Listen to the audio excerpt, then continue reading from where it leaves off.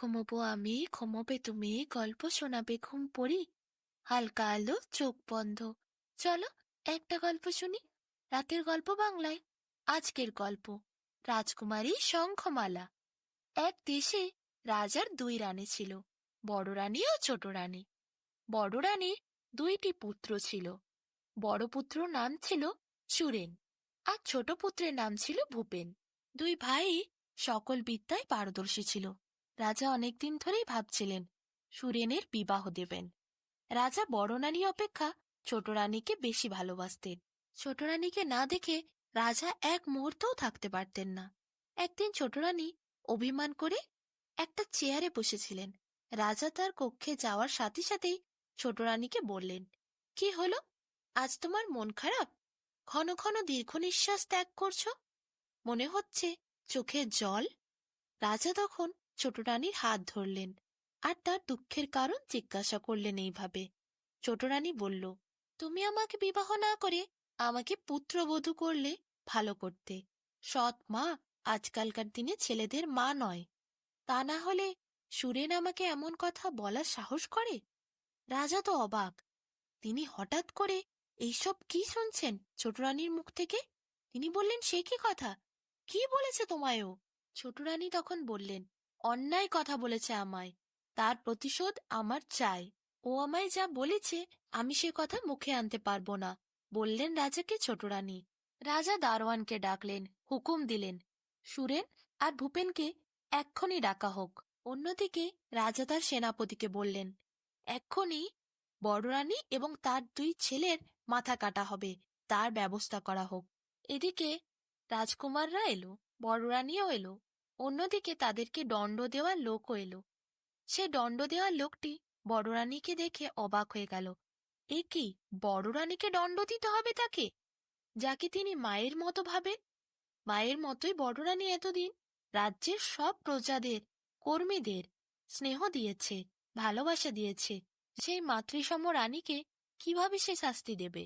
লোকটি বড় রানীর কাছে যেয়ে কানে কানে বড় রানীকে বলল, মহারানী, আপনার খেয়েছি পড়েছি, আপনি মায়ের মতো স্নেহ দিয়েছেন, ভালোবাসা আদর যত্ন করেছেন।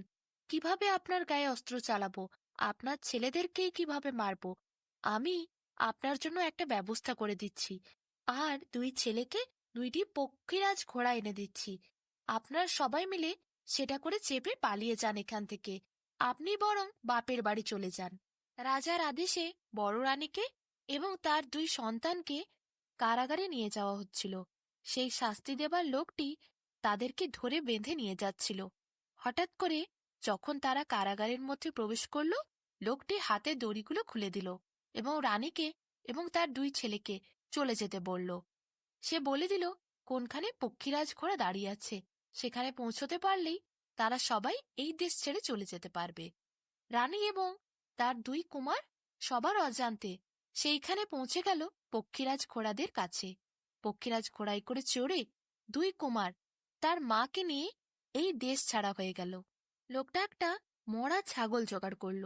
সেই মরা ছাগলটাকে আবার কেটে তার রক্ত বার করল।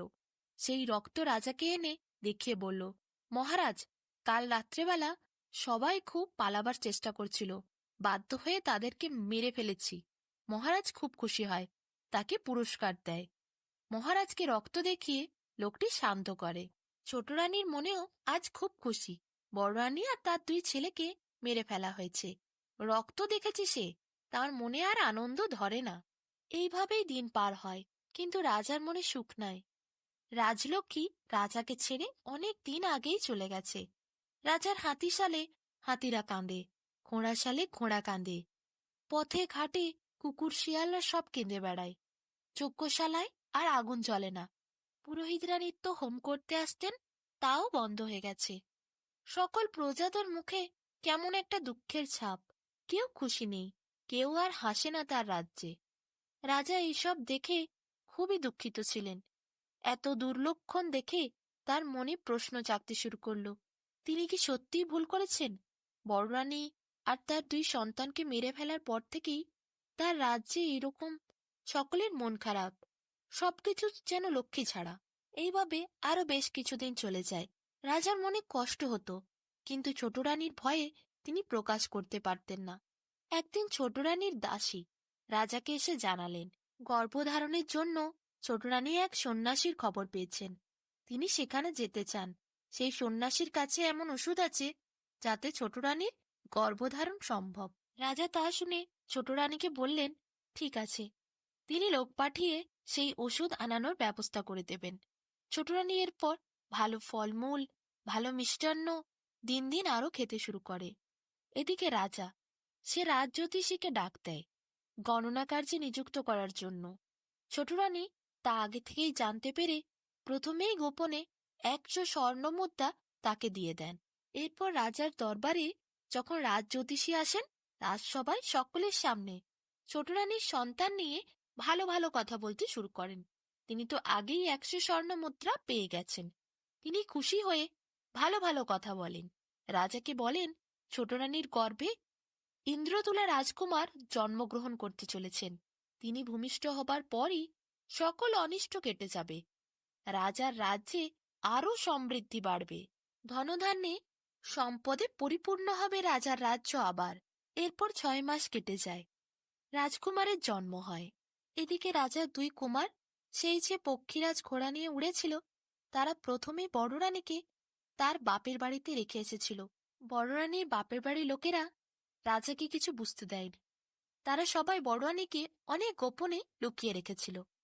তারপর যে 2 ভাই পক্ষীরাজ ঘোড়া নিয়ে উড়ে গেছিল, উড়তে উড়তে তারা এমন একটা দেশে গিয়ে নেমেছিল যেখানে চারিদিকে ছিল শুধু রাক্ষসের ভয়। রাক্ষসের ভয়ে গোটা দেশ অতিষ্ঠ হয়ে উঠেছিল। সেই দেশেই মাঝে মধ্যে রাক্ষসরা কোথা থেকে এসে নামতো। যেখানে সেখানে তাদের দেখা যেত। সন্ধেবেলা কেউ ঘর থেকে বেরোতো না। কচিকাঁচাদের পথে ঘাটে কোথাও দেখা যেত না। সবাই খুব ভয়ে ভয়ে থাকত। ভূপেন আর সুরেন 2 রাজকুমার যখন সেই দেশে পক্ষীরাজ ঘোড়া নিয়ে নামল, তারা খুবই ক্ষুধার্ত তৃষ্ণার্ত ছিল। তারা দেখতে পেল না পথে ঘাটে কোথাও লোক আছে। কারুর কাছে একটু জল বা খাবারও তারা চাইতে পারছিল না। তারা দুজনেই ক্লান্ত হয়ে চারিদিকে প্রচন্ড রোদ থাকার জন্য একটা গাছের তলায় বসল। অপেক্ষা করছিল যদি পথে কাউকে তারা দেখতে পায়।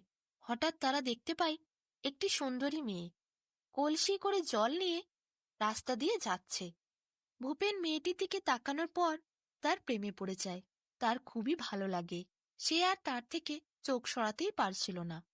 এদিকে সুরেন সে ডাকে মেয়েটিকে এবং বলে, বোন, আমাকে একটু জল দেবে? কলসির জল সুরেনের হাতে মেয়েটি ঢেলে দেয়। ভূপেনও সেই জল পান করে মেয়েটির কাছ থেকে নিয়ে। তারা দুজনেই প্রশ্ন করে, এখানে কাউকে দেখতে পাওয়া যাচ্ছে না কেন? মেয়েটি বলে, এত কথা, এত প্রশ্নের উত্তর সে বাইরে দিতে পারবে না। এই পরিবেশ সুরক্ষিত নয়। যে কোনো সময় তার মুখের কথা শুনে অপরপক্ষ হামলা করতে পারে। সেই সব কথা বলতে গেলে তার বাড়ি যেতে হবে। সুরেন আর ভূপেন দুজনেই এরপর মেয়েটির সাথে তার বাড়ি যায়। মেয়েটির বাড়ি গেলে মেয়েটি ভালো করে তাদের দুজনকে পেট ভরে খাবার খেতে দেয়। বিশাল বড় অট্টালিকা ছিল মেয়েটির। সেই বাড়ি দেখতে খুবই সুন্দর ছিল। সেখানে পেট ভরে খাওয়া দাওয়া করে সুরেন আর ভূপেন সন্তুষ্ট হয়। ভূপেন তো এমনিতেই ভালোবেসে ফেলেছিল মেয়েটিকে। সুরেন আর ভূপেন মেয়েটির মুখ থেকে শুনতে পায় রাক্ষসদের কথা। রাক্ষসদের যখন তখন এই রাজ্যে আসার ফলে রাজ্যবাসীরা খুবই চিন্তিত। তারা কোনো সময়ই ঘর থেকে সাহস করে বেরোতে পারে না। যতটুকু প্রয়োজন থাকে ততটুকুর জন্য তারা বেরিয়ে তাড়াতাড়ি করে ঘরের মধ্যে ঢুকে যায়।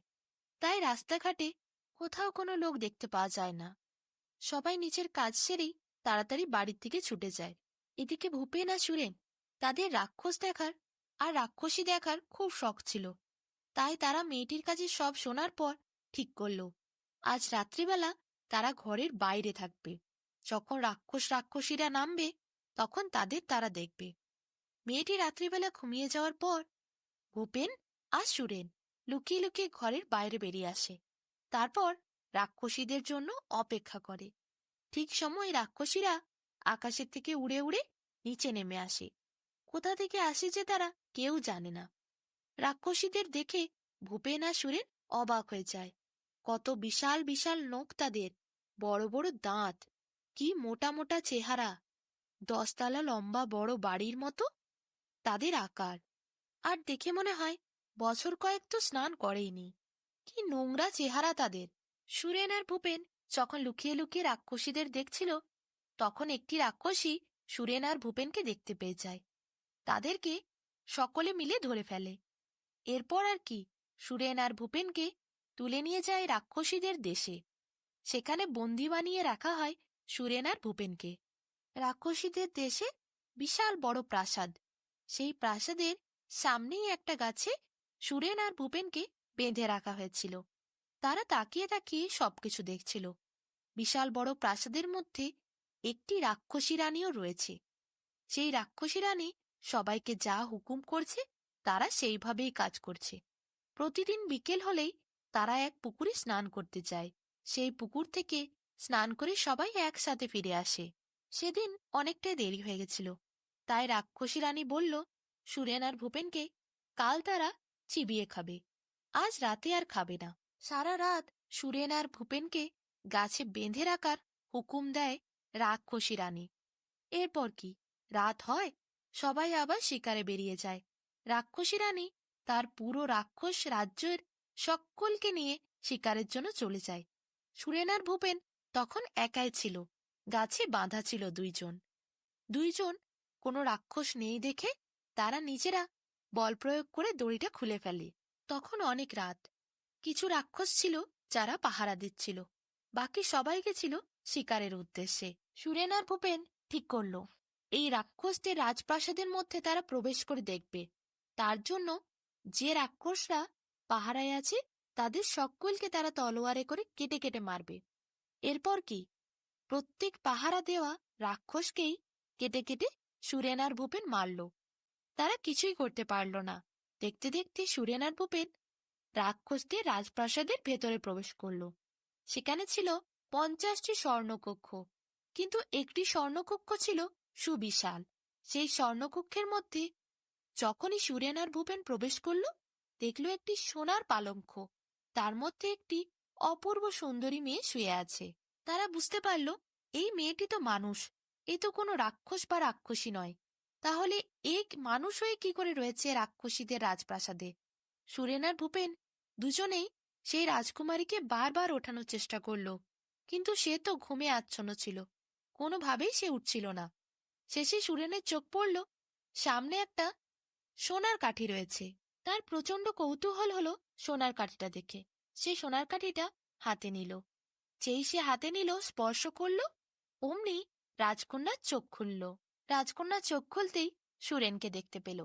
সে সুরেনকে বলল, আমি প্রতিজ্ঞা করেছিলাম চোখ খুলে যাকে দেখতে পাবো তাকেই আমি বিয়ে করব। সুরেন, আজ থেকে তুমি আমার স্বামী।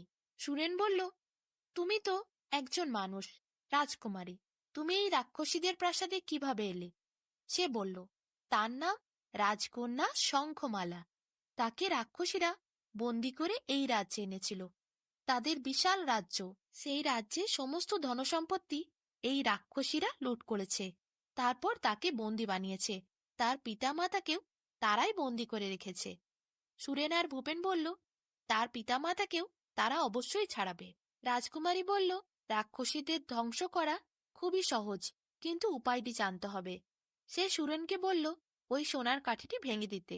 ওই সোনার কাঠিটি ভেঙে দিলেই সব মায়া নষ্ট হয়ে যাবে রাক্ষস বংশের। যেখানে যত রাক্ষস রাক্ষসী আছে সবাই তাদের মায়া থেকে বেরিয়ে আসবে, আসল রূপে তারা ফিরে আসবে। তাদেরকে দেখে আর কেউ মায়ায় পড়বে না। সমস্ত রাক্ষসদের জাদু নষ্ট হয়ে যাবে। তারা যাদের বন্দি করে রেখেছে সকলে মুক্তি পাবে। এই রাজ্য মুক্ত হবে। আমি আমার বাবা মা ধনসম্পত্তি সব ফিরে পাব। সুরেন শোনা মাত্রই সোনার কাঠিটি ভেঙে ফেলল, 2 ভাগে ভাগ করে দিল। যেই সে ভাগ করে দিল, অমনি রাজপ্রাসাদ মুহূর্তের মধ্যেই উধাও হয়ে গেল। আর রাজপ্রাসাদ দেখতে পাওয়া গেল না। সেখানে যারা বন্দী ছিল সবাই মুক্ত হয়ে দাঁড়িয়েছিল। রাজকুমারী শঙ্খমালা তার পিতামাতাকেও দেখতে পেল। বাবা মাকে দেখতে পেয়ে তার কাছে ছুটে গেল। এরপর রাজকুমারীকে জড়িয়ে ধরল তার পিতামাতা। খুব খুশি হলো রাজকুমারীর বাবা মা সুরেনকে দেখে। সুরেন আর ভূপেন তাদের সকলকে নিয়ে এরপর সেই মেয়েটির কাছে ফিরে এলো। যাকে ভূপেন পছন্দ করেছিল। সেই মেয়েটিকে ভূপেন নিজের পরিচয় দিল, বলল সে রাজার কুমার, সে বিয়ে করতে চায় তাকে। মেয়েটি খুবই খুশি হলো এবং ভূপেনকে ধন্যবাদ জানালো। তার রাজ্যে আর রাক্ষসীদের কোনো ভয় থাকলো না। আর রাক্ষসীরা তাদের রাজ্যে হঠাৎ হঠাৎ করে নেমে আসবে না। রাস্তায় লোকজনে ভর্তি তখন। সবাই আনন্দ করে ঘরের বাইরে বেরিয়ে এসেছে, যে যার মতো কাজ করতে যেতে পারছে। মেয়েটি তার গ্রাম, তার শহর, তার রাজ্যকে বাঁচানোর জন্য অসংখ্য ধন্যবাদ দিল ভূপেন এবং সুরেনকে। এরপর সুরেন শঙ্খমালাকে নিয়ে এবং ভূপেন সেই সুন্দরী মেয়েটিকে নিয়ে নিজেদের বাড়িতে ফিরে এলো। সেখানে রাজার সাথে দেখা করার জন্য তারা দুজনে যেই রাজবাড়িতে ঢুকলো, দেখলো সেখানে এক অন্য কাণ্ড। ছোট রানী, সে মানুষই নয়, সে একজন রাক্ষসী। ওই সোনার কাঠি ভাঙার ফলে সমস্ত রাক্ষসী জগতের মায়া কেটে গেছে। তাই জন্যেই তো ছোট রানী আসল রূপে ফিরে এসেছে। এবং রাজা মোহ আচ্ছন্ন ছিলেন, তিনি মোহ কাটিয়ে বেরিয়ে আসতে পেরেছেন। ছোট রানীর প্রকৃত রূপ দেখেছেন, কি ভয়ানক রাক্ষসী চেহারা। রাজা তো দেখে তখন অবাক। এদিকে সেই সময় রাজপুত্ররাও সেইখানে প্রবেশ করে ছোট রানীর এই রূপ দেখে তারাও হতবম্ব হয়ে দাঁড়িয়ে রইল। কয়েক মুহূর্তের মধ্যেই ছোট রানী নিজে থেকেই জ্বলে ছাই হয়ে গেল। ছোট রানীকে আর কেউ দেখতে পেল না। রাজা এরপর তার দুই ছেলের কাছে ক্ষমা চাইল। বুঝতে পারল সে এতদিন কি মায়ায় আচ্ছন্ন হয়েছিল। ছোট রানী আসলে মানুষ নয়, রাক্ষসী। তাই জন্যই ষড়যন্ত্র করে বড় রানী এবং তার দুই ছেলেকে মারার পরিকল্পনা করেছিল। আর রাজা সে তো শুধু ভুলই বুঝে গেছিল। এরপর তার দুই ছেলে আসল পরিচয় দিয়ে সব কথা রাজাকে খুলে বলে। তারা জীবিত ছিল, তাদেরকে বাঁচিয়ে রেখেছিল সেই লোকটি যাকে রাজা দণ্ড দিতে পাঠিয়েছিল। বড় রানীকে রাজা নিজের রাজপ্রাসাদে নিয়ে এলো। সেই লোকটির হাত ধরে রাজা ক্ষমা চাইল এবং ধন্যবাদ জানালো। তোমার জন্যই আজ আমি আমার ছেলেদের, আমার বড় রানীকে আবার ফিরে পেয়েছি, বলল রাজা, এবং তাকে প্রচুর স্বর্ণমুদ্রা উপহারে দিল। লোকটি এত ধনসম্পত্তি পাওয়ার পর খুবই খুশি হলো। তার আর কোনো কিছুর অভাব রইল না। এদিকে বড় রানী, সেও রাজাকে ক্ষমা করে দিল। রাজা তার দুই সন্তানদের নিয়ে, বড় রানীকে নিয়ে এরপর খুবই সুখে থাকতে শুরু করল। রাজার আর কোনো দুঃখ রইল না।